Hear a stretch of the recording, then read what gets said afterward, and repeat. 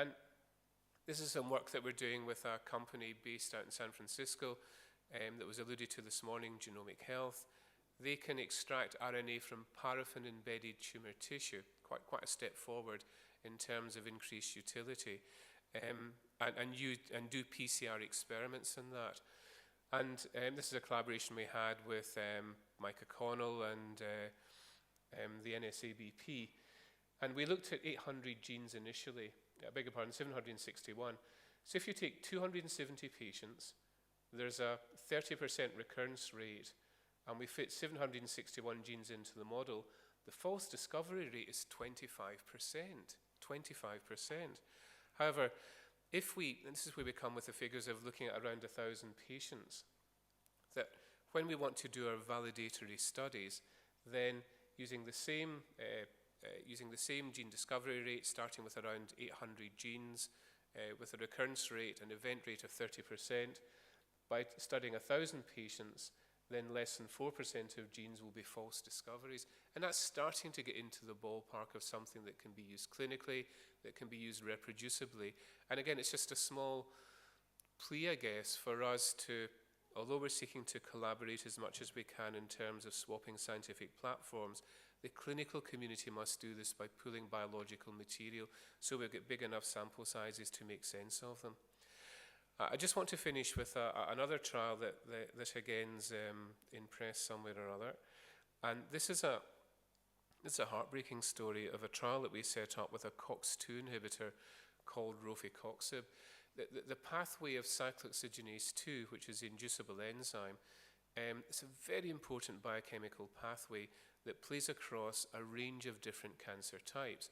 And we hypothesized that if we treated patients who'd had surgery and chemotherapy with this non-toxic, simple tablet inhibitor of this COX-2 pathway, we would cut down the chances of the cancer coming back. And we did another typically large trial, 2,500 patients. We really wanted to get 5,000 patients, but the drug rofecoxib was withdrawn by the manufacturers, Merck, because of slight worries about heart attack rates and so on. So we didn't manage to finish the trial appropriately. Big study, it's well balanced for all the patient characteristics and demographics that one would expect in a trial of this sort. And here was a disappointing result. When we looked at recurrence rate, it doesn't look as if intervening with rofecoxib has any effect. So the blue line is a placebo, and the red line is the COX-2 inhibitor, and this is looking at relapse rate in our colorectal cancer patients, and we don't achieve significance.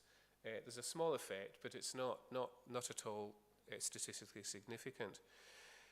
Rofecoxib has been withdrawn from the clinic, and therefore this is our big shot at looking at the COX-2 pathway and its relevance to colorectal carcinogenesis. As part of our translational study, we collected germline DNA in all the patients who entered the trial, and we were interested in interrogating, looking at polymorphisms in the COX-2 gene, both the structural gene and upstream and downstream of it. And what we showed was, this is a slightly complicated looking slide, but I just want you to look at the red line and the blue line. Again, these are recurrence rates, so these are the cancers coming back. And if we look at, it looks as if there's a set of polymorphisms in the promoter for the COX-2 gene that characterize the blue line, a group of colorectal cancer patients with a poor prognosis, but those patients with the mutation in the COX-2 promoter seem to have a very significant benefit from the COX-2 inhibitor rofecoxib. Now, this is just hypothesis generating. But it's a very interesting way, again, to use a large trial, to work closely with a geneticist, to generate a hypothesis. So what I would do next is to take 3,000 or 4,000 colorectal cancer patients,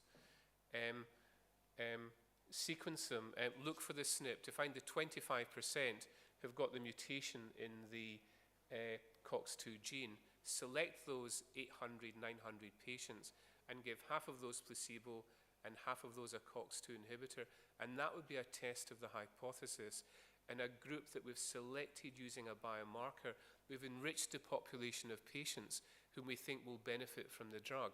So this isn't the hypothesis over, but merely generating the hypothesis that we should go on to test by screening and doing our next trial.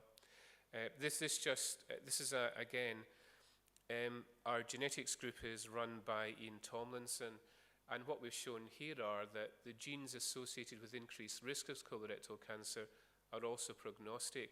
And by putting these different, this is a genome-wide association study, the sort that we heard discussed this morning, we think we can define normal citizens in the normal population with a 5-fold increased risk of colorectal cancer.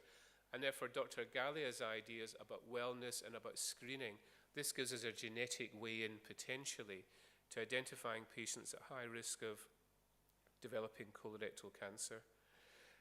So what I would conclude is, and I think, again, it's a theme that spreads from this morning into this afternoon, and it's multidisciplinarity of approach to clinical science, to build translational platforms when we can, and for us to use the large population of patients that we see and treat and recruit to trials to see if we can generate enough biological material to test interesting biochemical hypotheses and to test the omome and in terms of new ideas. Thanks very much.